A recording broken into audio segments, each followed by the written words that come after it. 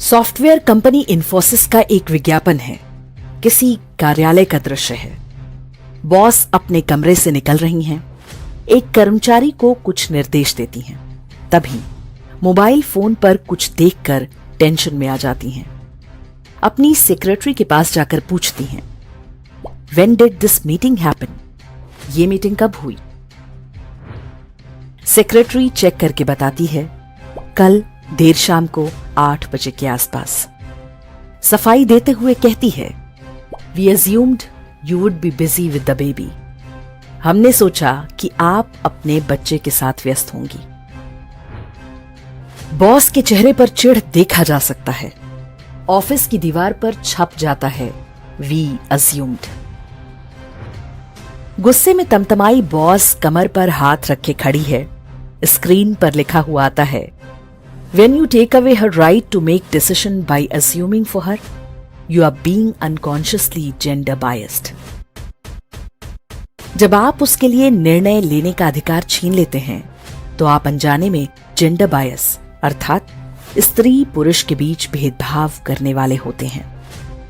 मतलब जो boss office के सारे निर्णय लेती है, उसके साथ उसकी ही सेक्रेटरी ने जेंडर बायस कर दिया। ये वो वामपंथी नारीवाद या फेमिनिज्म है जो हमें सिखाया जा रहा है। सेक्रेटरी ने सोचा कि देर रात 8 बजे बॉस घर जा चुकी होंगी, बच्चे के साथ होंगी, उन्हें तंग ना किया जाए। ऐसा सोचकर उसने बहुत बड़ी भूल कर दी। ऑफिस की मीटिंग और बच्चे में से कोई एक चुनना हो तो मीटिंग को चुना जाना चाहिए, अन्यथा आप पिछड़ी और पुरुषवादी सोच वाली हैं। अब बॉस रात 8 बजे मीटिंग में रहेगी तो अन्य महिला कर्मचारियों पर भी ये नियम लागू ही होगा।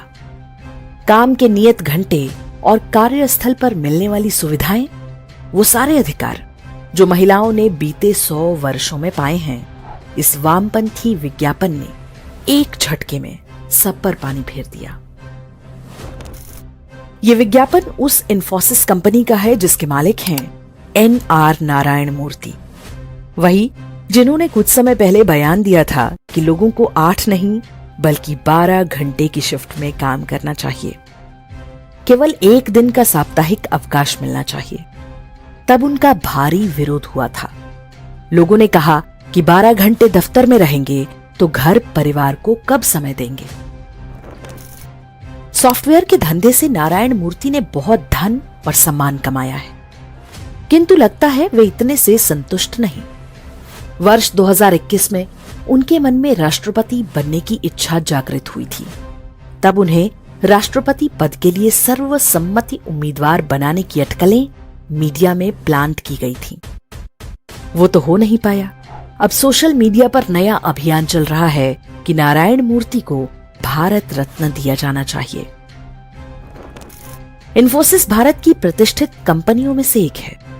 विश्व भर में उसने भारत का सम्मान बढ़ाया है, लेकिन कंपनी ने देश में जो ठेके लिए उन सब का हाल आपको भी पता ही होगा। Income tax portal, GST portal, company मामलों के मंत्रालय अर्थात MCA की वेबसाइट और बैंकिंग सॉफ्टवेयर फिनिकल इन्फोसिस की ही देन है। जिन लोगों का इससे लेना देना पड़ता है, उनसे आप स्वयं पूछ सकते हैं कि इन्फोसिस की ये सेवाएं कितनी अच्छी हैं। हम अपनी ओर से कुछ नहीं कहना चाहते। कुछ लोग कहते हैं कि इन्फोसिस ने इन प्रोजेक्ट्स के लिए कम अनुभव वाले सस्ते इंजीनियर भर्ती कर रखे हैं। भारतीय कंपनियों को प्राथमिकता देने की नीति के कारण सरकार के पास सीमित विकल्प हैं। विदेशी कंपनी से कोई प्रतियोगिता नहीं, इसलिए सरकार और जनता परेशान होती है तो हुआ करे। वामपंथी फेमिनिज्म को बढ़ावा देने वाले विज्ञापन के अतिरिक्त भी इन्फोसिस ने ऐसे कई कार्य किए हैं जिनके कारण नारायण मूर्ति को भारत रत्न मिलना चाहिए। वे फोर्ड फाउंडेशन के ट्रस्टी का हिस्सा रहे हैं। फोर्ड फाउंडेशन क्या करती है, ये किसी से छिपा नहीं है। इन्फोसिस कंपनी प्रोपेगेंडा वेबसाइटों जैसे द वायर, स्क्रॉल और ऑल्ट न्यूज को करोड़ों का चंदा देती रही है। उनकी इन्फोसिस फाउंडेशन अर्बन नक्सल को पुरस्कृत करने के लिए जानी जाती रही है। हार्वर्ड यूनिवर्सिटी में उन्होंने मूर्ति क्लासिकल लाइब्रेरी की स्थापना कराई। बताया गया कि ये हिंदू धर्म ग्रंथों का अनुवाद करेगी। शेल्डन पोलक नाम के अमेरिकी प्रोफेसर को इसका प्रमुख बनाया गया, जो हिंदू धर्म के प्रति अपनी घृणा के लिए बदनाम है। अर्थ यह है कि इस प्रोजेक्ट में हिंदू धर्म ग्रंथों के अनुवाद के बहाने उनके अर्थ का अनर्थ करना था, ताकि मनुस्मृति की तरह हिंदू धर्म के विरुद्ध दुष्प्रचार के लिए नई नई सामग्री तैयार कराई जा सके। नारायण मूर्ति बहुत बुद्धिमान व्यक्ति हैं। इन्फोसिस का विज्ञापन अनायासी नहीं है। जिस आइडिया के लिए नारायण मूर्ति की देश भर में आलोचना हुई, अब वही वोकिज्म की पैकेजिंग में आया है। अब कोई विरोध नहीं करेगा तो पिछड़ी हुई सोच वाला, पैट्रियार्कल, मिसोजिनिस्ट, मेल शोवनिस्ट और न जाने क्या क्या करार दिया जाएगा। बहुत सारी महिलाएं इस वोक वामपंथी झांसे में आ भी जाएंगी।